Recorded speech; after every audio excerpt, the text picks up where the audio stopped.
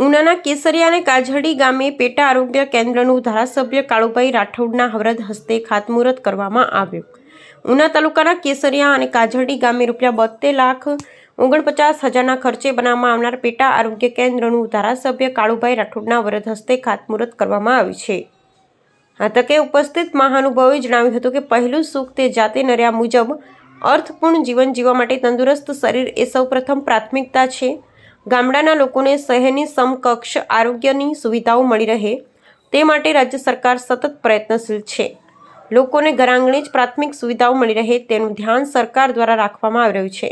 આ પેટા આરોગ્ય કેન્દ્ર થકી લોકોને ઘરઆંગણે જ પ્રાથમિક સુવિધાઓ મળી રહેશે।